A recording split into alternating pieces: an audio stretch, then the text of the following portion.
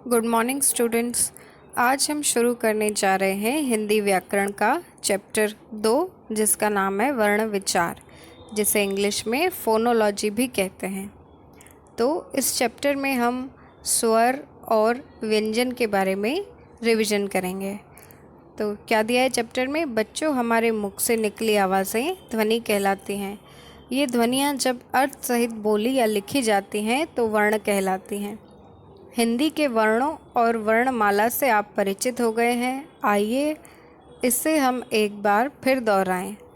तो हमारे मुख से जो ध्वनियाँ निकलती हैं और जब वो एक अर्थ यानी कि एक मीनिंग के साथ बोली या लिखी जाती हैं तो हम उसे वर्ण कहते हैं।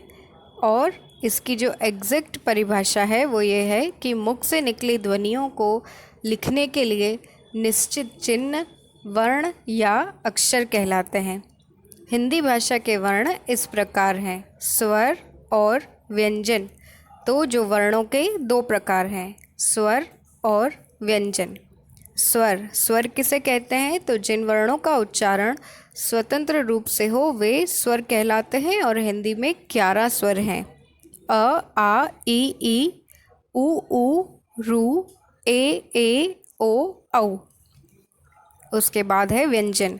तो व्यंजनों का उच्चारण स्वतंत्र रूप से नहीं होता, इनके उच्चारण में स्वरों की सहायता ली जाती है और निम्नलिखित वर्ण व्यंजन है। तो व्यंजन हम किसे कहते हैं कि व्यंजन का जो उच्चारण होता है वो स्वतंत्र रूप से नहीं होता और व्यंजन को बोलने के लिए हमें स्वरों की सहायता यानी कि उनकी हेल्प हमें लेनी पड़ती है। तो व्यंजन की परिभाषा क्या है? वर्णों के क्रमबद्ध एवं व्यवस्थित समूह को वर्णमाला कहते हैं। तो वर्णों के जो समूह होते हैं उनको जब एक क्रमबद्ध तरीके से उनको पेश किया जाता है या उनको प्रेजेंट किया जाता है उसे हम वर्णमाला कहते हैं। और जो व्यंजन है उसके अलग अलग समूह हैं, जैसे कि क वर्ग। तो क वर्ग में आता है क, ख, ग, घ और अंग। ये जो लास्ट वाला है इससे कोई शब्द नहीं बनते, लेकिन ये एक अनुस्वार की तरह जो होता है शब्दों में यूज़ किया जाता है। फिर है च वर्ग। च वर्ग में आता है च, छ, ज, झ। और जो आपको आखिर में जो वर्ण दिया गया है उसका जो ध्वनि होती है उसकी ध्वनि होती है य, यानी कि न और य मिलके उसकी ध्वनि बनती है। उससे भी कोई शब्द नहीं बनता, लेकिन कुछ शब्दों में चंद्र बिंदु की जगह उसको यूज़ किया जाता है। और बाद में है ट वर्ग। ट वर्ग में आता है ट, ठ, ड, ढ और अण। फिर है त वर्ग। त वर्ग में आता है त, थ, द, न। और बाद में है प वर्ग। प वर्ग में आता है प, फ, ब, भ और म। इसके अलावा व्यंजन जैसे कि य, र, ल, व जो हैं इन्हें हम अंतस्थ व्यंजन कहते हैं। और इसके बाद में जो हमें व्यंजन दिए गए हैं जैसे कि श, श, स और ह, इन्हें हम ऊष्म व्यंजन कहते हैं। हिंदी भाषा में 4 संयुक्त व्यंजन हैं। ये 2 व्यंजनों के मेल से बने हैं। तो हिंदी भाषा में 4 संयुक्त व्यंजन होते हैं और संयुक्त व्यंजन वो होते हैं जिनमें 2 व्यंजनों का इस्तेमाल किया गया होता है। तो जैसे कि क और श से बनता है क्ष, क्ष से क्षत्रिय। त और र से बनता है त्र, त्र से त्रिशूल। ज और य से बनता है ज्ञ, यानी कि ज्ञ से ज्ञानी। और श और र से बनता है श्र, श्र से श्रवण।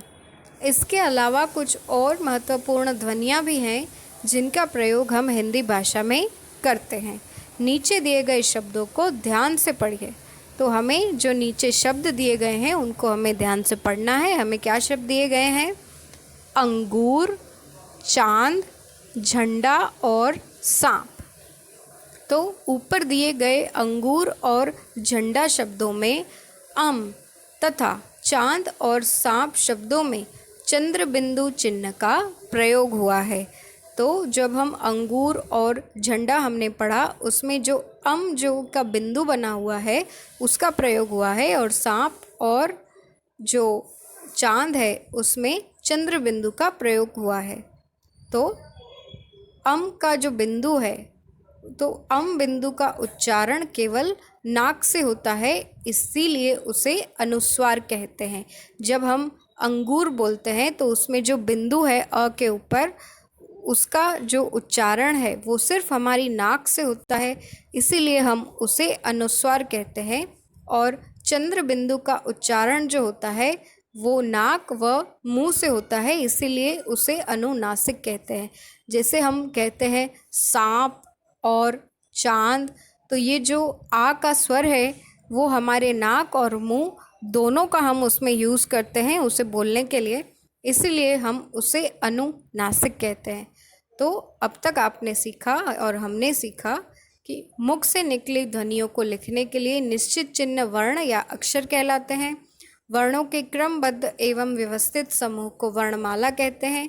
त्र, क्ष, ज्ञ और श्र ये संयुक्त व्यंजन हैं, ये दो व्यंजनों के मेल से बने हैं। और बिंदु को अनुस्वार कहते हैं और चंद्र बिंदु को अनुनासिक कहते हैं। अभ्यास कार्य क, निम्नलिखित प्रश्नों के उत्तर लिखिए। प्रश्न 1, वर्ण किसे कहते हैं? तो इसका जवाब है, मुख से निकली ध्वनियों को लिखने के लिए निश्चित चिन्ह वर्ण या अक्षर कहलाते हैं। क्वेश्चन नंबर 2, वर्णों के प्रकार बताइए। तो वर्णों के 2 प्रकार हैं और वो हैं स्वर और व्यंजन। क्वेश्चन नंबर 3, संयुक्त व्यंजन किसे कहते हैं? तो जो 2 व्यंजनों के मेल से जो व्यंजन बनता है हम उसे संयुक्त व्यंजन कहते हैं। ये सभी आंसर्स जो हैं आपको सॉल्यूशन में दिए गए हैं। उसके बाद है ख, निम्नलिखित वर्गों के वर्ण लिखिए।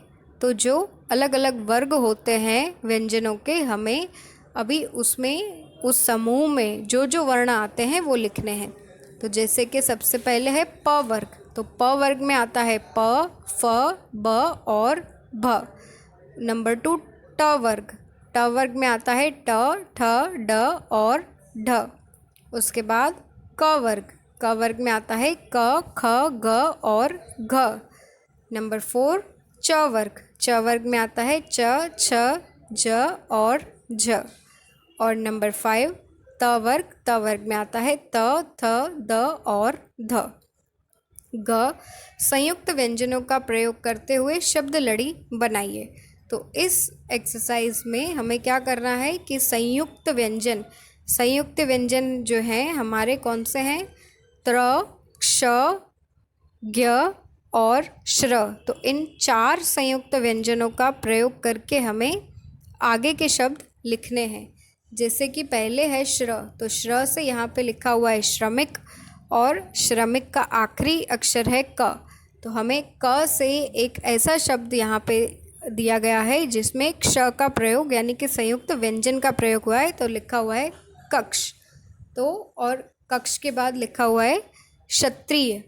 तो अब जो क्षत्रिय का आखिरी लेटर है यानी जो वर्ण है य, तो हमें नेक्स्ट ऐसा शब्द यहाँ लिखना था जिसमें जो है य से शुरू हो और जिसमें एक संयुक्त व्यंजन का प्रयोग हो। तो हमने लिखा है यात्रा।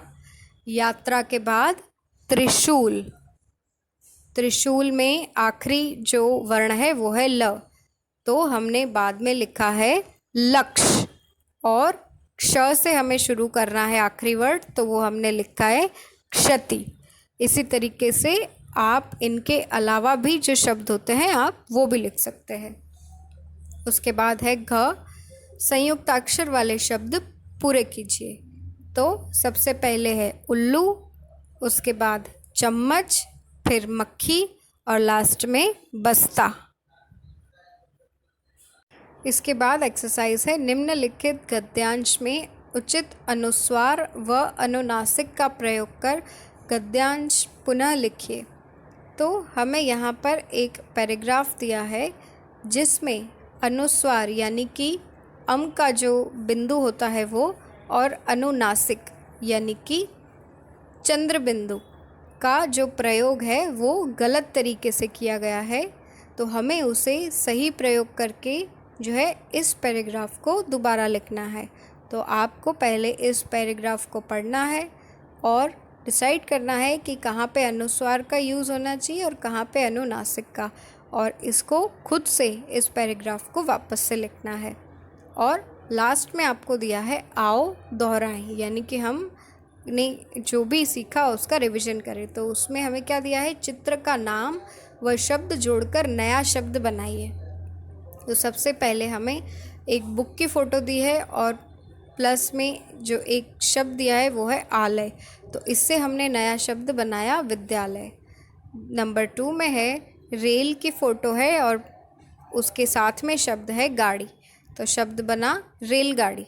उसके बाद है पत्र और फोटो है कार की, तो शब्द बनेगा पत्रकार। नंबर 4 फोटो है एक बैल की और साथ में है जो शब्द लिखा है गाड़ी, तो इससे बनेगा बैल गाड़ी। और आखिर में जो है नंबर 5, उसमें हमें आगे शब्द दिया है मोटर और चित्र दिया है एक साइकिल का, तो इससे हमारा शब्द बना मोटर साइकिल।